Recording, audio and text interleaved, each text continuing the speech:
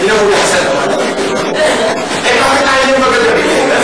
Sabi ng asawa, okay, kasi huwag mong gamitin yung dito natin yung tsara, makakaubos yung dito. Give the rest for the Lord. At ikaw, kaya lahat, pinagpala tayo ng Diyos. Huwag mong ikitin sa sarili mo. Eh, ang mga Pilipino, okay, mga anak. Pulot-pulot.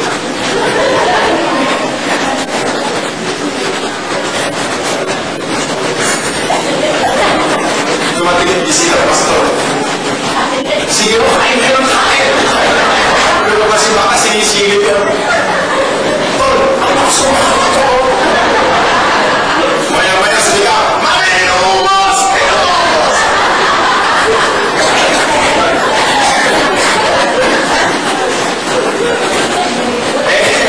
Tayo na mas enjoy your life as a Christian.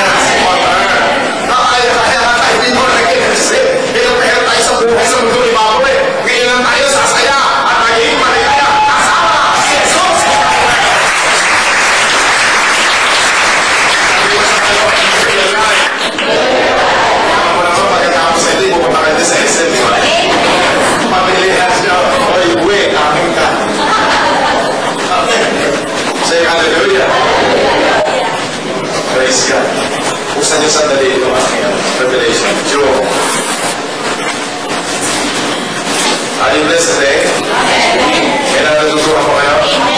Okay, Job 27. Ito ang verse ko ngayon bago matapos ang year 2007. Year of release. Hallelujah. Year of restoration. Job 27. Year 2007, nirelease na Diyos yung malaking lupa sa atin. Napakaraming ginawa ng Diyos na year 2007. Year 2008, expect a greatest abundance and a simple. Roon ko lahat tayo ng Diyos. May nag-promise sa akin. Sa Africano, sabi niya, the Lord will give you many surprises. Hallelujah. At lahat ng dumadala dito, maraming surprise si Lord. Sino yun? Okay, Job 27, verse 16. Mahirap na ng Tagalog, para pwede tayo. Job 27, verse 16. Malalaki na lang ba yan?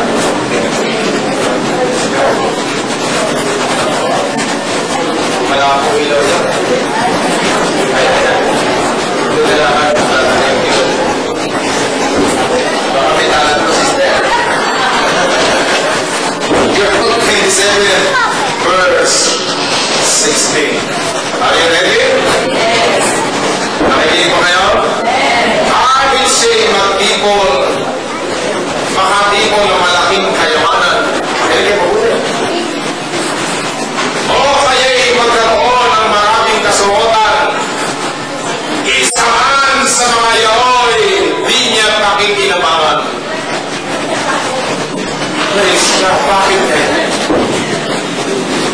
Job 27 verse 17. Saan kaya napupunta yung kayamanan ng inipon ng tao yun ay ayaw mo kilala sa Panginoon? Kanino ba pupunta?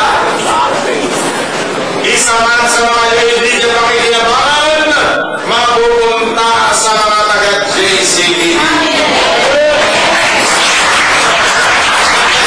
Mapupunta sa matuwid ang lahat ng kayamanan mo. Pero si Washington, napunta ko sa isang isla na kung saan nandun yung gawahan ni Microsoft, sino na Bill Gates. Ang kanyang building ay 45 buildings. Halos isang isla. Pero ako nandun na sa kotse, inimbita ko doon. Sabi ko, lahat ng kayamanan. Palay tayo. Lahat ng kayamanan. Mahiwi ko, nalagay ko sa bulsa ko. Eh, totoo ba yun? Ang Bible ba ay seryoso? Seryoso. Ang gagawin lang natin, lalo tayo magiging matuwid. Kung natin natin ang kanyang kahanginan, ang katuwiran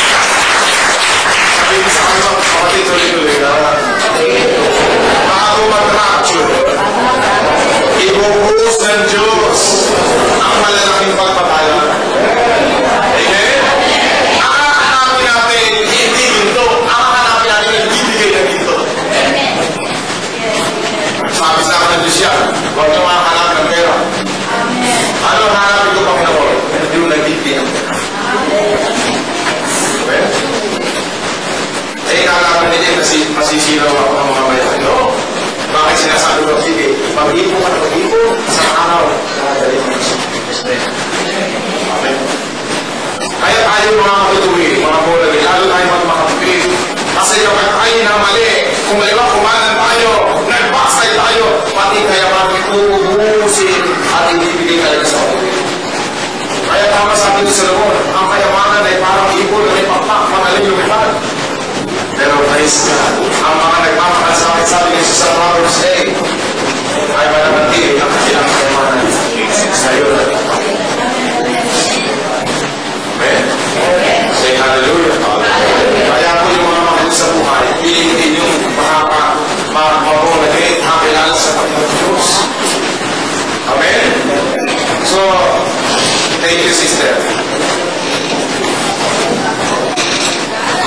Tanda niya, Job 27 verse 16, kapag kayo naglalakad sa SM, huwag kayo naigit sa mga nabibili. Kayo ang pinako sa ito. Say hallelujah. Amen? Huwag kayong maluluko. Bakit? Pansamantala ito.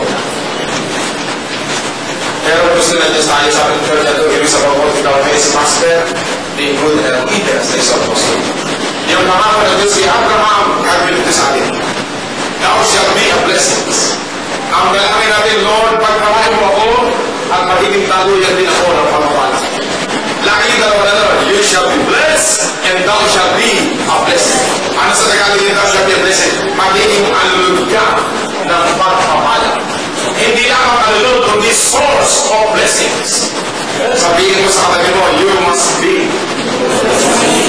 connected to the source of all blessings. Kailangan nakakapit tayo dun sa blesser. Para ka maging blesser, kumapit ka dun sa blesser one. Amen? At kung kayo pinagpala sa ministeryo ito, ay huwag na kayo maganda pa ito pa. Okay? Pero pinapagod ng connection. Si Abraham, meron pamangkin, ang pamangkin ay si Lot. Si Lot. Lot sila laging nakakabit kay Abraham. Sama na sama, ating natin. Talagang mahal na mahal yan. Bless siya. Pinarami ng Diyos lahat ng kanyang awa. Ano kayo utang? Ano kayo ito? Aalis na nga ako. Ako'y magsasarili. Okay.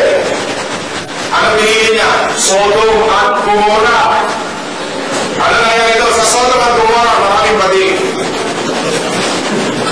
Naalala niyo? Nung siya ay pinapasok doon, gusto siya asawahin doon, yung kaya pati kaya asawa. So, sabi na Diyos, huwag namin mo sa Sodom at Gomorra. Umalis na kayo yan. Naghirap si Lord, bakit walang divine connection?